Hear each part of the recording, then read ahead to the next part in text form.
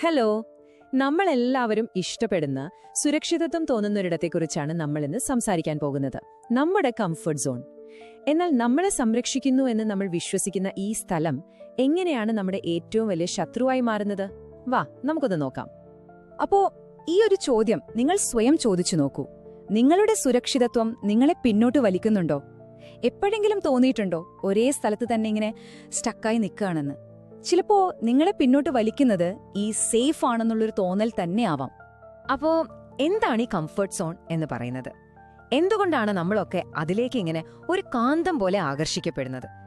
ഇതൊരു കെണിയാണെങ്കിൽ നമ്മൾ അറിയാതെയാണോ ഇതിൽ ചെന്ന് വീഴുന്നത്?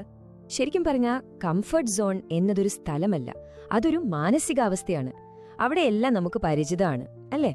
നമ്മൾ മുൻപ് ചെയ്ത കാര്യങ്ങള്, പരീക്ഷിച്ച് വിജയിച്ച വഴികള്, പിന്നെ തോൽക്കാൻ സാധ്യത തീരെ കുറഞ്ഞ തീരുമാനങ്ങള്, ഇതൊക്കെ നമുക്ക് നല്ലൊരു ധൈര്യവും ആശ്വാസമൊക്കെ തരും. അതുകൊണ്ട് തന്നെ നമ്മുടെ മനസ്സ് സ്വാഭാവികമായും ഈ ഒരു അവസ്ഥയിലേക്ക് പോകാൻ ശ്രമിക്കും. അപ്പോ നിങ്ങൾ ചിന്തിക്കുന്നുണ്ടാകും, ഇതിലെന്താ ഇത്ര പ്രശ്നം? സത്യത്തില് പ്രശ്നം കംഫർട്ട് സോൺ ഉള്ളതിലല്ല, നമ്മൾ അവിടെ കുടുങ്ങിപ്പോകുന്നതിലാണ്. ആ ഒരു സുരക്ഷിതത്വം നമ്മുടെ ഒരു സ്ഥിരം താവളമായിട്ട് മാറുമ്പോഴല്ലേ അവിടുന്നാണ് ശരിക്കുള്ള അപകടം തുടങ്ങുന്നത്. നമ്മളെ സംരക്ഷിക്കാൻ വേണ്ടി നമ്മളുണ്ടാക്കുന്ന ഒരു കവചം, അത് തന്നെ എങ്ങനെയാണ് നമ്മുടെ വളർച്ചയ്ക്ക് ഒരു തടസ്സമായി മാറുന്നത് എന്ന് നോക്കാം. സംരക്ഷണം എപ്പോഴാണ് ഒരു തടവറയാകുന്നത്?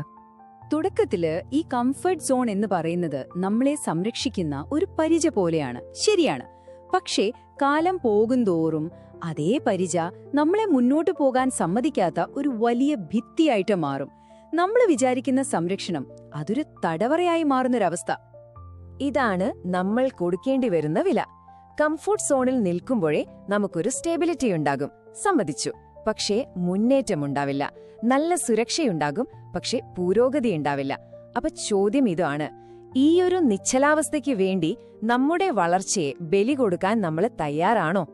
എന്തിനാണ് നമ്മൾ അറിഞ്ഞുകൊണ്ട് തന്നെ ഈ കെണിയിൽ തുടരുന്നത്? ഉത്തരം വളരെ സിമ്പിളാണ്: ഭയം. നമ്മുടെ ഉള്ളിലുള്ള ചില അടിസ്ഥാനപരമായ ഭയങ്ങളാണ് നമ്മളെ അവിടെ പിടിച്ചു നിർത്തുന്നത്. ഒന്ന് നോക്കിക്കേ, കംഫർട്ട് സോൺ നമുക്ക് തരുന്ന വാഗ്ദാനങ്ങൾ എത്ര പ്രലോഭിപ്പിക്കുന്നതാണെന്ന്. നിങ്ങളിവിടെ സേഫാണ്, നിങ്ങളിവിടെ തോൽക്കില്ല, ഇവിടെ നിങ്ങളെ ആരും വിമർശിക്കില്ല. സത്യത്തിൽ മനുഷ്യന്റെ മനസ്സ് അപകടങ്ങൾ ഒഴിവാക്കാൻ വേണ്ടി പ്രോഗ്രാം ചെയ്ത ഒന്നാണ്. അതുകൊണ്ട് തന്നെ പരാജയപ്പെടുമോ, മറ്റുള്ളവർ കളിയാക്കുമോ തുടങ്ങിയ പേടികൾ നമ്മളെ ഈ സുരക്ഷിത വലയത്തിൽ തന്നെ പിടിച്ചു നിർത്തും. നമ്മുടെ ജീവിതത്തിൽ ഇത് പല രൂപത്തിൽ വരാം. ഒരു ഉദാഹരണം പറയാം. പുതിയൊരു സ്കിൽ പഠിക്കാൻ മടിക്കുന്ന ഒരു വിദ്യാർത്ഥി. ഒരു പക്ഷേ അയാൾ ഭയക്കുന്നത് തോറ്റുപോകുമെന്നാവാം, അല്ലെങ്കിൽ മറ്റുള്ളവരുടെ മുന്നിൽ കഴിവില്ലാത്തവനായി കാണപ്പെടുമോ എന്ന ചിന്തയാവാം. അല്ലെങ്കിൽ ഒരു മീറ്റിംഗിൽ സ്വന്തം അഭിപ്രായം തുറന്നു പറയാൻ പേടിക്കുന്ന ഒരു ചെറുപ്പക്കാരനെ ഓർത്തുനോക്കൂ. മറ്റുള്ളവർ എന്തു വിചാരിക്കും, ആരെങ്കിലും കളിയാക്കുമോ എന്നൊക്കെയുള്ള ഭയമാണ് അവരെ നിശബ്ദരാക്കുന്നത്. അതുമല്ലെങ്കിൽ പുതിയൊരാശയം പരീക്ഷിക്കാൻ മടിക്കുന്ന ഒരു ക്രിയേറ്റർ. തന്റെ വർക്ക് ഫ്ലോപ്പ് ആയാൽ, നെഗറ്റീവ് ഫീഡ്ബാക്ക് വന്നാൽ എന്തു ചെയ്യും എന്നൊക്കെയുള്ള ടെൻഷൻ അവരെ പുതിയ പരീക്ഷണങ്ങളിൽ നിന്നു പിന്നോട്ട് വലിക്കും. ഇവിടെയാണ് നമ്മളൊരു കാര്യം ആഴത്തിൽ മനസ്സിലാക്കേണ്ടത്. ഈ ആളുകളൊന്നും മടിയന്മാരല്ല. അവർ അവരുടെ ഉള്ളിലുള്ള ആ സ്വാഭാവികമായ ഭയങ്ങളോട് പ്രതികരിക്കുന്നു, അത്രയുള്ളൂ. ഇത് വളരെ നോർമലായ, മനുഷ്യസഹജമായ ഒരു കാര്യമാണ്. അപ്പോ എങ്ങനെ ഈ കെണി പൊട്ടിക്കാം? അതിന്റെ ആദ്യത്തെ സ്റ്റെപ്പ് എന്ന് പറയുന്നത് നമ്മുടെ ചിന്താഗതി മാറ്റുന്നതാണ്. നമ്മളെ അസ്വസ്ഥരാക്കുന്ന ഒരു ഫീലിംഗ് ഇല്ലേ, അതിനെ ഒരു ശത്രുവായിട്ടല്ല, മറിച്ച് വളർച്ചയുടെ ആദ്യത്തെ പടിയായി കാണാൻ പഠിക്കുക. ഈ ഒരു വാചകം കേൾക്കൂ: വളർച്ച ഒരിക്കലും പൂർണ്ണമായ ആശ്വാസത്തിന്റെ നടുവിൽ ആരംഭിക്കുന്നില്ല. ഒന്ന് ആലോചിച്ചു നോക്കൂ. വളർച്ച തുടങ്ങുന്നത് എപ്പോഴും ഒരു ചെറിയ അസ്വസ്ഥതയുള്ള ഒരിടത്തായിരിക്കും. എല്ലാം കംഫർട്ടബിൾ ആയിരിക്കുമ്പോൾ പുതിയതൊന്നും ഉണ്ടാവില്ല, അല്ലേ? ഈ കംഫർട്ട് സോണിന് പുറത്തേക്കുള്ള യാത്ര ഒരു പ്രോസസ്സാണ്. അത് തുടങ്ങുന്നത് തന്നെ സംശയത്തിലും ഒരുതരം അസ്വസ്ഥതയിലൊക്കെയാണ്. പിന്നെ ഭയത്തെയും ചിലപ്പോൾ തോറ്റുപോയേക്കാമെന്ന സാധ്യതയുമൊക്കെ നേരിടേണ്ടി വരും. പക്ഷേ അതിനെ അതിജീവിക്കുമ്പോഴാണ് പുതിയ കഴിവുകളും പുതിയൊരു കോൺഫിഡൻസും ഒക്കെ നമ്മളിൽ ഉണ്ടാവുന്നത്. ഓർക്കുക, ആ അസ്വസ്ഥതയൊക്കെ താൽക്കാലികമാണ്, പക്ഷെ ആ വളർച്ച സ്ഥിരമായിരിക്കും. അതുകൊണ്ട് അടുത്ത തവണ ഒരു പുതിയ കാര്യം ചെയ്യുമ്പോൾ നിങ്ങൾക്ക് ടെൻഷൻ തോന്നിയാൽ ഓർക്കുക, അത് പരാജയത്തിന്റെ ലക്ഷണമല്ല, നിങ്ങൾ വളരുന്നു എന്നതിന്റെ ഏറ്റവും വലിയ തെളിവാണത്. നമ്മൾ ഒഴിവാക്കാൻ ശ്രമിക്കുന്ന ഈ വികാരങ്ങൾ തന്നെയാണ് നമ്മൾ ശരിയായ ട്രാക്കിലാണെന്ന് നമ്മളോട് പറയുന്നത്. അപ്പോ ഈ യാത്രയുടെ ഏറ്റവും വലിയ പ്രതിഫലം എന്താണെന്നറിയോ? നമ്മുടെ ലിമിറ്റുകൾക്കപ്പുറം നമ്മൾ പോലും അറിയാതെ ഒളിഞ്ഞിരിക്കുന്ന നമ്മുടെ യഥാർത്ഥ കഴിവുകളെ, നമ്മുടെ പൊട്ടൻഷ്യലിനെ കണ്ടെത്തുക എന്നതാണത്.